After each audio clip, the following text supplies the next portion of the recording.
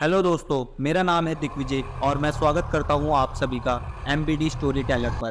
तो दोस्तों, आज मैं आपको एक ऐसे इंसानी दरिंदे के बारे में बताने वाला हूं जो लोगों को बहुत ही हैवानी तरीके से मार दिया करता था। इस आदमी ने 200 जज, 1000 पुलिसकर्मी, 4000 गवर्नमेंट एम्प्लॉयज़ को बहुत ही आराम से और काफ़ी दर्दनाक तरीके से मौत के घाट उतार दिया था।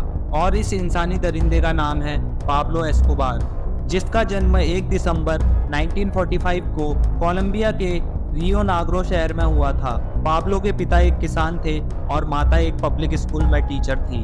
पाब्लो अपने 7 भाई बहनों में तीसरे नंबर का था, लेकिन पाब्लो बचपन से ही एक हैवानी राक्षस था। पाब्लो 10 साल की खेलने की उम्र में ही कोलंबिया शहर की सड़कों पर ड्रग्स, कोकेन, फिरौती के लिए कारें और अपहरण जैसे गैर कानूनी काम करने लगा था। पाब्लो ने अपना कोकेन का अवैध कारोबार शुरू करने के लिए कोलंबिया से पनामा तक का हवाई सफर कई बार किया था और पाब्लो ने अपना स्मगलिंग रूट निकाल लिया था। इसके बाद में पाब्लो एक स्मगलर बन गया। पाब्लो ने तब 15 बड़े हवाई जहाज, जिसमें से एक एयर जेट भी शामिल था जो कि बहुत बड़ा होता है, और 6 हेलीकॉप्टर अपने कोकेन के खूनी कारोबार करने के लिए खरीद लिए थे। पाब्लो को शुरुआती दिनों में ही पुलिस ने 18 किलो कोकेन के साथ पकड़ लिया था। तब हैवानी पाब्लो ने जज को खरीदने की कोशिश की, लेकिन इसमें नाकामयाब होने पर जज और कुछ पुलिस वालों को बड़े ही खौफनाक तरीके से मौत के घाट उतार दिया। बाद में पाब्लो का वो केस सरकार ने वापस ले लिया था। इसके बाद पाब्लो मौत का सौदागर बन गया था, लेकिन पाब्लो तब तक 25 साल का हो गया था और तब तक ये हैवान 70,000 किलो से 80,000 किलो कोकेन कोलंबिया से अमेरिका पुराने प्लेन के टायर के जरिए तस्करी करना चालू कर दिया था। और इस काम के लिए पाब्लो पायलट को हर महीने तकरीबन 5 करोड़ रुपए देता था। बाद में पाब्लो हर दिन करीब 15,000 किलो कोकेन अमेरिका में अवैध तरीके से घुसाने लगा था और तब तक पाब्लो अमेरिका को तकरीबन 80% कोकेन अकेले ही सप्लाई करने लग गया था। इसलिए पाब्लो का दूसरा नाम द किंग ऑफ कोकेन भी पड़ा था। इस खून के कारोबार से पाब्लो के पास अवैध तरीके से इतना पैसा आने लगा कि पाब्लो इसे बैंक में नहीं रख सकता था। इसलिए पाब्लो नोटों की गड्डी बनाकर गोदाम में ही भर दिया करता था। पाब्लो तकरीबन हर महीने 3 लाख रुपए की रबड़ बैंड पैसों की गड्डी बनाने के लिए इस्तेमाल करता था।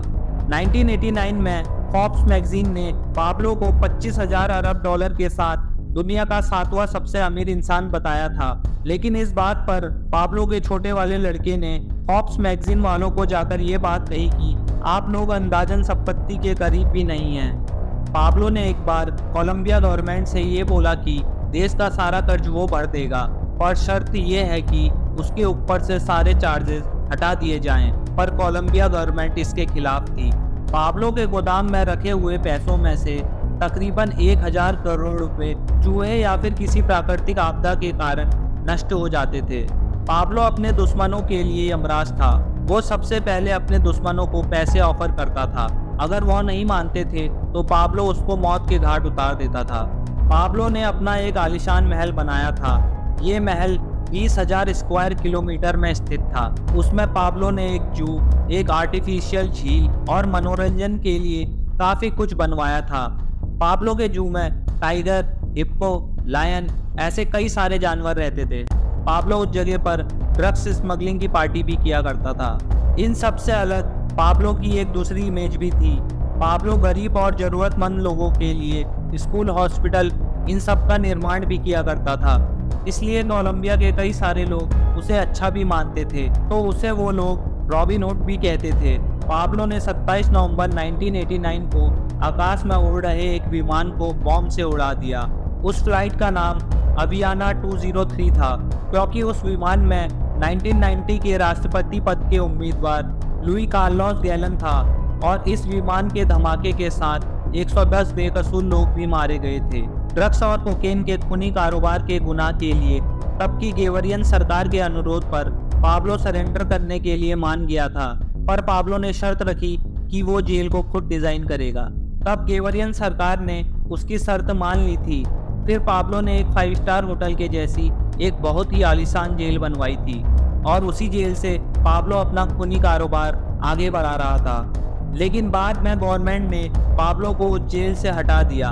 और एक बार की बात है, पाब्लो ने एक बार अपनी बेटी को ठंड से बचाने के लिए 14,000 करोड़ रुपए जला दिए थे।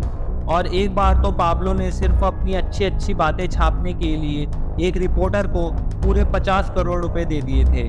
सरकारी आंकड़ों के अनुसार पाब्लो के दौर में कोलंबिया हत्या की राजधानी माना जाने लगा था, क्योंकि 1991 में 25,000 हत्याएं और 1992 में 27,000 हत्याएं पाब्लो के इशारे पर खूनी माफियाओं ने की थी।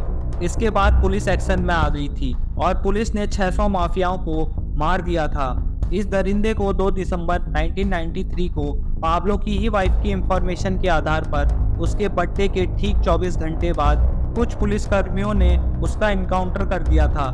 पाब्लो के जीवन पर आधारित कई फिल्में भी बनी हैं, पर उसमें से किलिंग्स पाब्लो जो कि 2011 में आई थी और एस्कोबार जो कि 2009 में रिलीज हुई थी, ये दोनों काफ़ी ही हिट मूवी साबित हुई थी। तो दोस्तों, ये थी पाब्लो एस्कोबार की कहानी। तो होप करता हूँ आपको वीडियो अच्छी लगी होगी। वीडियो को लाइक कर दीजिए, चैनल को सब्सक्राइब कर दीजिए। Thank you for watching the video guys. Bye bye.